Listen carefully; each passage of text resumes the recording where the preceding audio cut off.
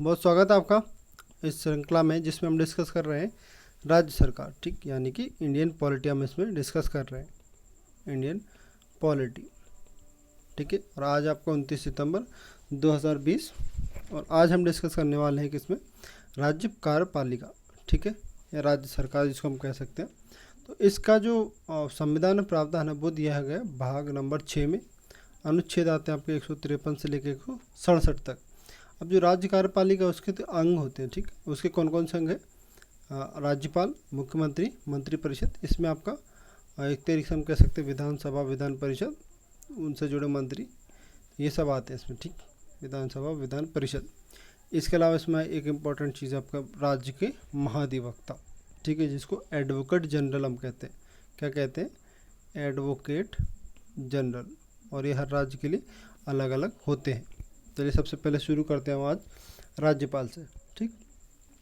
राज्यपाल, अब राज्यपाल होता क्या है? अब राज्यपाल जो है वो राज्य का संवैधानिक प्रमुख होता है। जिस प्रकार हमारे देश का संघ कार्यपालिका में राष्ट्रपति होता है, ठीक, संवैधानिक प्रमुख, ठीक। लेकिन जो वास्तविक शक्तियाँ होती है वो किसके अंतर्गत होती है? तो वो मिलती है आपकी मुख्यमंत्री के अधीन, ठीक। वास्तविक प्रधान अगर हम राज्य का कहें, वास्तविक प्रधान, तो वो कौन होता है? आपका मुख्यमंत्री होता है। लेकिन जितने भी कार्य किए जाते हैं वो सब राज्यपाल के नाम से ही राज्य सरकार के द्वारा किए जाते हैं। कोई भी विधेयक पारित किया जाता है तो उसमें राज्यपाल की अनुमति भी जरूरी होती है, ठीक। इसके अलावा देखते हैं हम, ये तो हो गया संवैधानिक प्रमुख। राज्य में केंद्र सरकार का प्रतिनिधि के रूप में कार्य करता है। मतलब क्या कि जो राज्यपाल होता है किसी भी राज्य का, वो केंद्र सरकार द्वारा नियुक्त किया जाता है, ठीक। इसका कोई चुनाव नहीं होता है। तो ये किसके द्वारा नियुक्त किया जाता है? केंद्र सरकार के द्वारा। और केंद्र सरकार किसी को नियुक्त करती है तो वो एक तरीके से केंद्र सरकार का प्रतिनिधि माना जाता है, ठीक है। अगला देखते हैं। अगला आपका प्रत्येक राज्य के लिए एक राज्यपाल होता है। अब ये एक इम्पॉर्टेंट चीज़ है।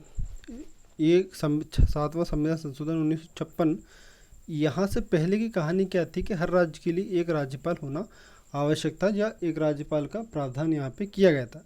लेकिन जैसे ही 7वां संविधान संशोधन होता है 1956 में, इसमें क्या कहा गया कि अगर एक राज्यपाल है, एक राज्यपाल एक से अधिक राज्यों का राज्यपाल हो सकता है, ठीक, ये कहा गया है इसमें। मतलब क्या कि एक राज्यपाल है तो वो एक से ज़्यादा राज्यों का राज्यपाल को जो पद है वो ग्रहण कर सकता है, ठीक। अब इसको हम वर्तमान संदर्भ में समझें। वर्तमान संदर्भ में क्या है कि वर्तमान में जो आनंदीबेन पटेल है, ठीक, आनंदीबेन पटेल, तो ये अभी मध्य प्रदेश की भी राज्यपाल हैं और ये उत्तर प्रदेश की भी राज्यपाल है। मतलब मध्य प्रदेश को अभी कार्यभार दिया गया है, पूर्ण रूप से ये अभी नहीं है। तो ये पूर्णतः मेन किसकी है? उत्तर प्रदेश की। और मध्य प्रदेश का इनको कार्यभार दिया गया अभी, ठीक। जो लालजी टंडन थे उनके निधन के बाद इनको मध्य प्रदेश का अतिरिक्त प्रभार दिया गया। तो ये यहाँ पे आप समझ सकते हैं इस तरीके से। 1956 से पहले क्या था? एक राज्य और एक राज्यपाल। 1956 के बाद 7वें संविधान संशोधन के बाद क्या हो गया? एक जो राज्यपाल है वो एक से अधिक राज्यों का राज्यपाल बन सकता है, ठीक, या उसको नियुक्त किया जा सकता है।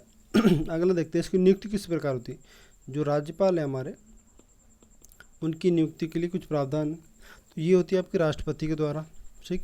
उसके अलावा उसको भारत का नागरिक भी होना चाहिए और 35 वर्ष की आयु पूर्ण कर चुका हो। जैसे कि अगर कोई व्यक्ति राज्यपाल पद के लिए उसको नियुक्त करना है तो यहाँ पे आयु की क्या है? ये है आपकी 35 वर्ष, ठीक। और इसकी नियुक्ति किसके द्वारा होती है? तो ये होती है आपकी राष्ट्रपति के द्वारा। कार्यकाल की बात करें तो सामान्यतः माना जाता है उसका कार्यकाल 5 वर्ष का। नियुक्ति से अगले 5 वर्ष उसका कार्यकाल माना जाता है। लेकिन वास्तव में क्या है कि राष्ट्रपति के प्रसाद पर्यंत पर पद धारण करता है। प्रसाद पर्यंत का मतलब हमने पहले समझा था। इसका मतलब क्या होता है कि राष्ट्रपति चाहे तो पद से हटा भी सकता है, ठीक, पद से हटा सकता है, बीच में ही हटा सकता है। मतलब अगर 5 वर्ष का कार्यकाल पूर्ण होने से पहले ही अगर राष्ट्रपति चाहे तो उसे अपने पद से हटा भी सकता है या किसी और जगह भेज भी सकता है। तो एक ये तरीका हो गया उसके कार्यकाल के बारे में।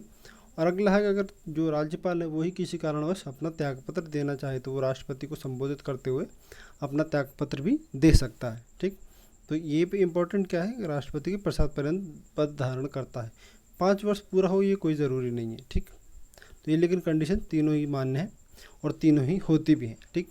और ये इस प्रकार राष्ट्रपति को त्यागपत्र, अगर राज्यपाल की ही इच्छा है कि वो पद से विमुक्त होना चाहता है, पद त्यागना चाहता है, और राष्ट्रपति को संबोधित करते हुए त्यागपत्र दे सकता है और उसके बाद उसको पद से अलग माना जाता है, ठीक।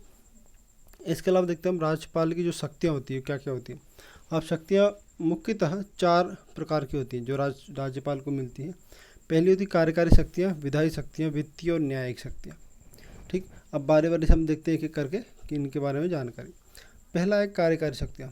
कार्यकारी शक्तियों से मतलब क्या है कि राज्य सरकार के सभी कार्य औपचारिक रूप से राज्यपाल के नाम पर होते हैं, ठीक है। जैसे बजट हो गया या कोई विधेयक हो गया तो वो राज्यपाल के नाम से ही सदन में रखे जाते हैं, ठीक। तो ये हो गया राज्यपाल के नाम। जिस प्रकार हमने देखा था कि जो संसद होती है हमारी लोकसभा या राज्यसभा, उसमें कोई विधेयक रखा जाता है या कुछ बजट होता है तो वो किसके नाम से चलता है, तो वो राष्ट्रपति के नाम से चलता है, ठीक। उसी प्रकार राज्य में क्या होता है, राज्यपाल के नाम से कार्य किए जाते हैं, ठीक। अब अगला है इसमें मुख्यमंत्री अन्य मंत्रियों की नियुक्ति करता है, ठीक है। जब जो सामान्य जो आपके चुनाव होते हैं तो उसके बाद जो भी परिणाम होते हैं उसके हिसाब से मुख्यमंत्री की शपथ दिलाना या अन्य मंत्रियों की नियुक्ति संबंधित कार्य भी कौन करता है आपका, ये करते हैं आपके कौन, राज्यपाल। ये इसकी शक्तियों में आता है, ठीक है। राज्य के महाधिवक्ता को नियुक्त करता है, ठीक। जो हमने अभी देखा था एडवोकेट जनरल जिसको हम कहते हैं राज्य का, उसकी नियुक्ति भी कौन करता है, ये अपना राज्यपाल ही करता है, ठीक है। अगला है आपका राष्ट्रपति से राज्य के संवैधानिक आपातकाल के लिए सिफारिश कर सकता है। इसका मतलब क्या है, जो किसी सिचुएशन में किसी परिस्थिति विशेष में अगर राज्यपाल को लगता है कि संवैधानिक तंत्र फेल है, राज्य में संवैधानिक जो तंत्र है अगर वो विफल हो जाता है और ये ऐसा राज्यपाल को प्रतीत होता है तो वो उस राज्य में राष्ट्रपति शासन या राष्ट्रपति शासन लगाने के लिए राष्ट्रपति को सिफारिश भी कर सकता है, ठीक।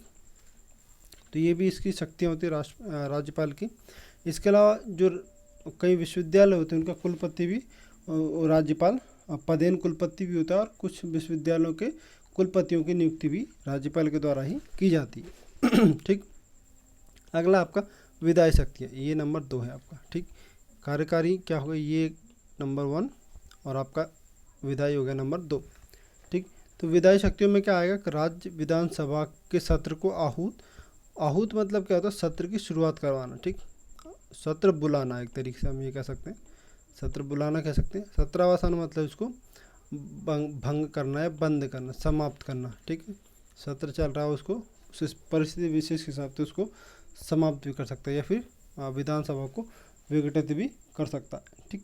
तो ये राज्यपाल की विधायी शक्तियाँ होती हैं। और साल के पहला जो सत्र होता है, ठीक है, प्रतिवर्ष जो विधानसभा होती है उसका जो पहला सत्र होता है उसको संबोधित कौन करता है, आपका राज्यपाल करता है। जिस प्रकार राष्ट्रपति संसद को संबोधित करता है प्रतिवर्ष पहले सत्र में, तो ऐसे ही राज्यपाल भी राज्य की विधानसभा या जो विधानमंडल है उसको आपका संबोधित करता है। अगला देखते हैं, राज्य विधान परिषद में एक जो आंग्ल भारतीय होता है उस सदस्य को शामिल करता है, उसको नामित जो एक सदस्य होता है उसको शामिल करवाता है, कौन करता है, तो उसके लिए भी राज्यपाल की जो शक्तियाँ होती हैं वही ज़रूरी होती हैं, ठीक। अब इसके अलावा यहाँ पे एक इम्पोर्टेंट चीज़ है जो विधायी शक्तियों में आता है आपका, तो वो है आपका विधेयक संबंधी अधिकार। अब ये एक इम्पोर्टेंट चीज़, जैसे मान लीजिए कोई विधेयक राज्यपाल के पास स्वीकृति के लिए भेजा जाता है तो यहाँ पे राज्यपाल के पास कुछ अधिकार होते हैं उस विधेयक को लेकर। पहला क्या कि पहला तो ये कि वो स्वीकार कर सकता है, जो विधेयक भेजा उसको अपनी सहमति प्रदान कर सकता है, ठीक। अगर ये नहीं करता है तो दूसरी कंडीशन बनती है। दूसरी कंडीशन क्या है कि वो उसकी स्वीकृति के लिए रोक लेता है, क्योंकि इसमें समय सीमा कुछ होती नहीं है फिक्स कि आपको इतने समय सीमा के अंदर ही इस विधेयक को साइन करना है, उसे पारित करना है, ठीक। स्वीकृति के लिए रोक सकता है जो भी विधेयक विधानसभा या विधानमंडल से पारित होता है। इसके अलावा ये है कि एक और कंडीशन है कि पुनर्विचार हेतु भेज सकता है, ठीक। पुनर्विचार क्या मतलब होता है कि वो संसद को वापस भेज सकता है विधेयक, और उसमें कुछ कमियां होती है, उसमें कुछ संशोधन की गुंजाइश होती है तो उसके लिए कह सकता है कि आप संशोधन करके वापस इसको भेजा जाए, ठीक। पुनर्विचार हेतु वापस कर सकता, वापस भेज सकता। और कहाँ भेजेगा, विधानमंडल, ठीक, विधान परिषद या विधानसभा जो भी आपके उस राज्य में है उसको वापस भेज सकता है। 3 कंडीशन हो गई। इसके अलावा एक और कंडीशन जो इम्पोर्टेंट है, ये राष्ट्रपति के विचार हेतु सुरक्षित रख लेता है, ठीक, राष्ट्रपति के विचार हेतु सुरक्षित रखना किसको, जो विधेयक आज उसके पास आता है। अब यहाँ पे ये एक इम्पॉर्टेंट चीज़ है, ठीक, या भी अगर राष्ट्रपति के विचार है तो उसने रख लिया, मतलब क्या कि उस विधेयक के ऊपर उसको राष्ट्रपति से सलाह लेनी है, उसके बारे में उनसे चर्चा करनी है। तो यहाँ पे एक इम्पोर्टेंट चीज़ है कि कोई समय सीमा नहीं होती, इनकी समय सीमा नहीं होती, इसलिए इन विधेयक को कितने भी दिन रखा जा सकता है। लेकिन अब यहाँ पे एक कंडीशन है ना कि ये पुनर्विचार हेतु, तो अब क्या है, एक बार में तो जैसे कोई विधेयक उसके पास आता है राज्यपाल के पास, तो एक बार तो उसको पुनर्विचार हेतु भेज सकता है। लेकिन अगर दोबारा आता है यही विधेयक बिना किसी संशोधन के, तो यहाँ पे आप उसको स्वीकृति देनी पड़ती है, ये बाध्यता है, स्वीकृति देनी पड़ती है, ठीक, ये बाध्यता है दूसरी बार के लिए, लेकिन समय सीमा फिर भी तय नहीं है, ठीक। अगला देखते हैं वित्तीय शक्तियाँ। क्या क्या होती है राष्ट्र, तो वित्तीय शक्तियों में जो वार्षिक वित्तीय विवरण होता है जिसको हम कहते हैं बजट सामान्य भाषा में, वो विधानमंडल के सामने रखा जाए। तो ये कौन रखा हुआ है या किसके नाम से रखा जाता है, तो ये राज्यपाल के नाम से ही होता है। और जितने भी धन विधेयक होते हैं, ठीक, धन विधेयक होते हैं वो किसकी पूर्व सहमति से आते हैं, तो उनमें भी राज्यपाल की पूर्व सहमति आवश्यक होती है, ठीक। और बिना राज्यपाल की अनुमति के अनुदान की मांगें नहीं की जा सकती, ठीक। जो बजट मांगा जाता है सरकार द्वारा, वो पार नहीं किया जा सकता किसकी अनुमति के बिना, तो राज्यपाल की अनुमति के बिना, ठीक। वित्त आयोग का गठन भी कौन करता है, आपका राज्यपाल ही करता है। न्यायिक शक्तियाँ क्या है यहाँ पे आपकी, तो उच्च न्यायालय के जो न्यायाधीश होते हैं या मुख्य न्यायाधीश होता तो वो उसकी नियुक्ति, तो जो भी और जिला न्यायाधीशों की नियुक्ति और स्थानांतरण इन संबंधी जो अधिकार होते हैं वो भी राज्यपाल के पास ही होते हैं, ठीक, या उस राज्यपाल से सलाह करके सरकार या फिर राष्ट्रपति द्वारा वो निर्णय लिए जाते हैं, ठीक। तो ये थी राज्यपाल की शक्तियाँ और राज्यपाल से जुड़े उनके कर्तव्य। अब देखते हैं हमारे अनुच्छेद, राज्यपाल के बारे में या क्या अनुच्छेद हमारे लिए इम्पोर्टेंट है, वो सबसे पहले हम देखते हैं। अब है आपके पास 153 नंबर का आर्टिकल, ये क्या कहता है, राज्यों के लिए राज्यपाल। इसका मतलब क्या कि वही हमने देखा था कि एक राज्य और एक राज्यपाल, ये पहले कंडीशन थी। अब क्या है, एक राज्यपाल, एक से अधिक राज्यों का राज्यपाल भी बन सकता है, ठीक है। ये दो चीज़ें, ये 153 में कहा गया। 154 में राज्य की कार्यपालिका की शक्ति के बारे में बात की गई, ठीक। नियुक्ति, ये राज्यपाल हो जाएगा आपका, राज्यपाल की नियुक्ति 155 में। राज्यपाल का कार्यकाल 156 में है आपका। 57 में राज्यपाल की नियुक्ति हेतु योग्यता जो हमने देखी थी, 35 वर्ष की आयु एक उसमें इम्पोर्टेंट है, ठीक है। 159 में राज्यपाल द्वारा शपथ ग्रहण। 161 में क्षमतान की शक्तियाँ, जिस प्रकार राष्ट्रपति की शक्तियाँ होती आर्टिकल 72 यानी कि 72 के अंतर्गत जो क्षमतान की शक्तियाँ होती, ठीक उसी प्रकार कुछ शक्तियाँ राज्यपाल को भी होती हैं, ठीक। और इसमें मृत्युदंड से संबंधित शक्तियाँ राज्यपाल नहीं होती है, ठीक, मृत्युदंड से संबंधित ये राज्यपाल के पास ये शक्तियाँ नहीं होती कि वो किसी व्यक्ति को जिसको मृत्युदंड दिया गया है उसके बारे में वो क्षमादान नहीं कर सकता, या उसको या क्या राष्ट्रपति क्या हो सकता है, राष्ट्रपति अलग अलग तरीके से ये जो सजाएं दी जाती उनमें वो क्षमादान कर सकता है, लेकिन राज्यपाल यहाँ पे थोड़ा सा अलग है इस मामले में, ठीक है। आगे देखते हैं 174 राज्य विधायिका का सत्र बुलाने उसको भंग करने संबंधी अधिकार भी उसके पास होते हैं। सत्र और सत्रावसान जिसकी हमने अभी बात की थी, तो ये संबंधी अधिकार भी राज्यपाल के पास होते हैं। अगला 176वां राज्यपाल द्वारा विशेष संबोधन, जो हमने कहा कि हर वर्ष करता है राज्यपाल, प्रतिवर्ष जो सदन होता है उसका जो पहला सत्र होता है उसको संबोधित करने का काम कौन करता है, आपका राज्यपाल। ये शक्ति किसमें आपकी 176 के अंतर्गत इसके बारे में जानकारी दी गई। और जो हमने विधेयक संबंधी अधिकार देखे थे, सहमति देखी थी, वो आता है आपका आर्टिकल 200 में, यानी कि आर्टिकल 200 में, ठीक। आर्टिकल 201 ये कहता है आपका राष्ट्रपति के विचारार्थ हेतु विधेयक सुरक्षित रखना। ये भी हमने देख लिया इसका क्या मतलब है। 213 में राज्यपाल के अध्यादेश जारी करने की शक्ति, ये इंपॉर्टेंट आर्टिकल है। इसका मतलब कि जब सदन नहीं चल रहा है, ठीक है, उस समय अगर कोई विशेष अध्यादेश की जरूर, विशेष कानून के विशेष नियम की ज़रूरत पड़ती है तो राज्यपाल अपने विवेक से उस सिचुएशन के हिसाब से एक अध्यादेश जारी कर सकता है। और ये अध्यादेश कितने महीने चल सकता है, तो 6 महीने और 6 हफ्ते, ठीक, 6 हफ्ते या 6 सप्ताह जिसको हम कह सकते हैं, 6 सप्ताह। इसके बाद क्या होता है, जो सदन अगला उसकी कार्रवाई सदन शुरू हो जाएगा, उसके बाद उनको इस विधेयक पर विचार करके, अगर वो चाहते हैं कि सदन ये अध्यादेश जारी रहे तो इस पर वो बहुमत ये वोटिंग करवा सकते हैं, उसके बाद इसको आगे लिया जा सकता है।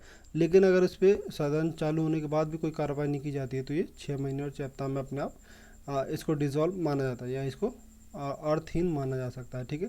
तो ये राष्ट्रपति की शक्ति है अध्यादेश जारी करने की, इसमें राज्यपाल की शक्ति है 213 में अध्यादेश जारी करने की शक्ति, ठीक। 217 में क्या है, न्यायाधीश नियुक्ति संबंधी अधिकार, और 233 में जिला न्यायाधीशों के संबंधी के नियुक्ति संबंधी जितने भी अधिकार हो सकते हैं वो 233 में है, ठीक। तो ये तो था हमारा आज का वीडियो जिसमें हमने डिस्कस किया राज्यपाल के बारे में। उम्मीद है आपको वीडियो पसंद आया हो, और अगर वीडियो पसंद आता है तो लाइक से ज़रूर करें, और कल मिलते हैं एक नई वीडियो के साथ।